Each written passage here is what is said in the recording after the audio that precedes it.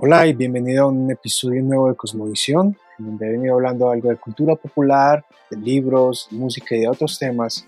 El día de hoy quiero compartir un poco sobre uno de mis autores favoritos, quien es el Dr. Richard Pratt. Puedes checar una de las reseñas que hice sobre su libro Diseñado para la Dignidad acá mismo. El día de hoy quiero compartir un poco algunas lecciones de su libro del año 1990, publicado por PIR Publishing. Nos dio Historias, la guía del estudiante para interpretar las narrativas del Antiguo Testamento. Bienvenido.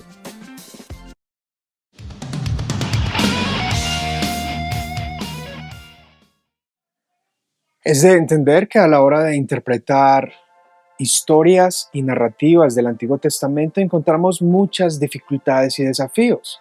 Muchos de ellos son la forma en que se caracterizan los personajes, la dificultad de encontrar el gran propósito a la luz del resto de la Biblia y el mismo Antiguo Testamento. En ocasiones es difícil entender algunos detalles del porqué, puesto que estamos lejos de la cultura del Medio Oriente antiguo, del idioma que se hablaba y por supuesto muchas de sus prácticas. En este libro te voy a mostrar algunas lecciones esenciales que Richard Pratt nos enseña para interpretar las narrativas del Antiguo Testamento, encontrar su objetivo dentro de su momento, dentro del Antiguo y dentro del Nuevo Testamento, y a llegar a cómo aplicarla al lector moderno. Él enseña tres cosas esenciales. Su libro él lo divide en tres secciones. Vale la pena que una de las cosas que más me gusta del libro es su división por secciones. Él lo divide en número 1, preparación para la narrativa del Antiguo Testamento. Allí da principios básicos, esenciales y estrategias para prepararse a la hora de interpretar narrativas del Antiguo Testamento. Número 2, investigando las narrativas del Antiguo Testamento, principios fundamentales de la hermenéutica para interpretar estas narrativas. Y finalmente, la aplicación de estas narrativas del Antiguo Testamento a nuestros tiempos modernos y por supuesto a la obra de Cristo. Entonces, él divide el libro en estas tres secciones: preparación, investigación y aplicación. En la preparación, involucra al Espíritu Santo a través de, sin la necesidad de, más allá de y en contra de los esfuerzos humanos por estudiar. Después está la investigación. En la investigación involucra al escritor, la inspiración orgánica, es decir, cómo Dios utilizó al escritor bíblico sin eliminar y remover su personalidad. El documento y su lenguaje convencional, es decir, cómo hablaban en aquella época, el lenguaje natural, y la audiencia con una acomodación del autor a las necesidades del momento. Número 3. La aplicación involucra al mundo antiguo, el puente de la hermenéutica, es decir, ese puente que va a conectar ese pasado con el presente a medida que estudiamos, y el mundo moderno.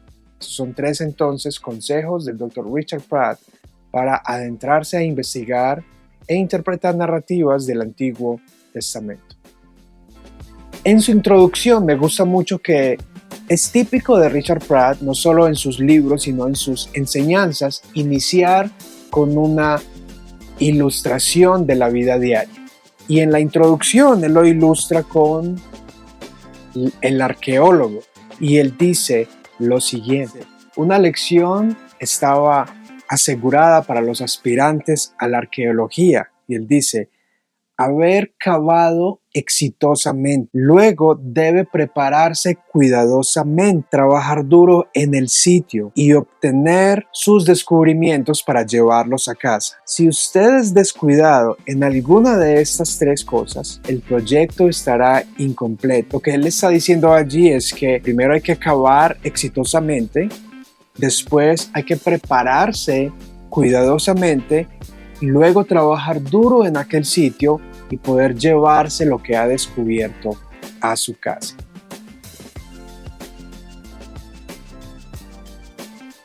esto, de esa misma lección se puede aplicar al plano de la interpretación y las narrativas del Antiguo Testamento. Es como el arqueólogo. Vamos a cavar tanto como sea posible. La Biblia es un tesoro de joyas preciosas donde podemos cavar y descubrir muchas cosas. Después prepararnos para investigar aquello que hemos cavado. Después debemos trabajar en el sitio en que hemos cavado y finalmente llevarnos esos descubrimientos a casa. Él dice que si fallamos en estos procesos, la investigación estará incompleta, las conclusiones del descubrimiento estarán incompletas. Y me gusta mucho una de las diversas enfoques de interpretación que él utiliza. Él explora lo que es el subjetivismo, el objetivismo, y una de las que más me gustó fue el diálogo de autoridad, es decir, en donde posiciona al lector en un lugar y posiciona la escritura en otro lugar. Depende de donde esté posicionado, estos dos elementos influirá en la forma de interpretar. Él nos dice lo siguiente en la página número 33. En muchas maneras, solamente el modelo de un diálogo con autoridad nos protege de tratar a la escritura como meros iguales. El subjetivismo tiende a volvernos iguales que la escritura y bajar el texto a nuestro nivel. Criticamos la Biblia a medida que ella nos critica a nosotros. El objetivismo tiende a hacernos iguales a la escritura al levantarnos al nivel de ella. Nuestras interpretaciones se identifican con la enseñanza del texto. Únicamente el diálogo con la autoridad mantiene a la Biblia suprema y al lector como siervo del texto. Esa parte me gusta muchísimo porque nos da el lugar, nos pone el lugar a nosotros como investigadores, como intérpretes, como lectores debajo de la escritura, y esta es una de las esencias de la Reforma Protestante, y es que la Iglesia reconoce la autoridad de la escritura, no es que la Iglesia establezca cuál es esa autoridad, y la misma forma sucede con el intérprete. En otra parte del libro, en la página 149, el autor también da el siguiente consejo. A medida que investigamos la caracterización de las historias del Antiguo Testamento, debemos observar a los tipos de reacciones que los escritores esperaban de su audiencia. ¿Qué características positivas o negativas hay sobre el personaje? ¿Reaccionaría la audiencia con simpatía, antipatía o con actitudes mezcladas? A medida que comprendemos estos asuntos, nos veremos retados a responder apropiadamente también. Por ejemplo, observando un libro como el Génesis, encontramos historias de Abraham, Isaac, Jacob, posteriormente en Éxodo con Moisés y todo el pueblo. Hay muchas historias. Cuando Abraham desciende a Egipto y Faraón se enamora de Sara, hay una mentira de Abraham. ¿Cuál es la interpretación de ella? ¿Qué aporta esa historia a su contexto? Y ese texto se puede utilizar paralelamente a la salida de Egipto de los hebreos, cómo ellos tuvieron que descender a Egipto y cómo Faraón les oprimía. La forma en que Dios le da la victoria a Abraham para que vuelva a salir de Egipto es paralelo a cómo Dios, a través de Moisés, le da la victoria a los hebreos para salir de Egipto. Son muchas historias, dramas, que tienen desafíos interpretativos. Así que otra de las secciones que me encanta de él es la caracterización de los personajes. Es como en una película. Hay protagonistas y hay actores de apoyo.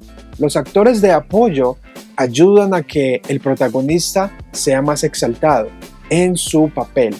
De la misma manera, en la interpretación de las narrativas, cada personaje, ya sea Faraón, Abraham, Moisés, Adán, Eva, la serpiente, se caracteriza de una forma especial. El autor, en este caso, si habláramos del Pentateuco, Moisés, le da una caracterización particular a cada personaje. ¿Cómo quiere Moisés que la audiencia original reaccione ante las reacciones de esos personajes? Esa parte me encanta a mí.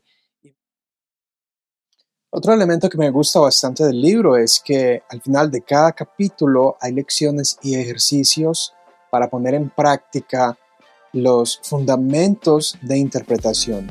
Por supuesto, cada capítulo incluye algunos ejemplos, pero es de mucha ayuda para el estudiante tener esos ejercicios al final. Finalmente, quiero compartir algunos de los ejercicios que él utiliza a la hora de enseñar específicamente acerca de la caracterización de los personajes. En la página 149, al final, él dice, número 1, lea Génesis 2, verso 4 hasta el 3, verso 24. Número 1, haga una lista de los personajes que hay en ese pasaje. Número 2, categorice los personajes de ese pasaje como complejos, planos o funcionarios o de apoyo. De nuevo, hay protagonistas principales, hay otros que son personajes de apoyo que son como extras, pero que aún así tienen un propósito dentro de la historia global. Y por supuesto, el autor asume que el personaje principal siempre es Dios. Sin embargo, a la hora de interpretar, de profundizar, de cavar como el arqueólogo, hay que examinar quién es el personaje protagónico, los secundarios y los de apoyo. ¿Qué reacciones tienen? Tienen reacciones planas, reacciones mezcladas, reacciones negativas, reacciones de simpatía, reacciones de... Número 3. Organice los personajes desde protagonista, antagonista y ambivalentes. Luego describe el drama básico de la historia en términos de este orden que escogiste. Me parece que es un ejercicio bueno para ayudar al estudiante a que comprenda bien cuál es la secuencia del drama de una historia del Antiguo Testamento. De nuevo, mi objetivo es compartir un poco algunas de estas lecciones de uno de mis autores favoritos y te invito a que cheques su seminario teológico y algunos recursos que también encontrarás en español, y por supuesto, si sabes inglés, pues mucho mejor, serás beneficiado. No olvides suscribirte, puedes escuchar en Spotify o Apple Podcast, donde tú prefieras, y al suscribirte me apoyas para seguir generando contenido similar. Hasta la próxima.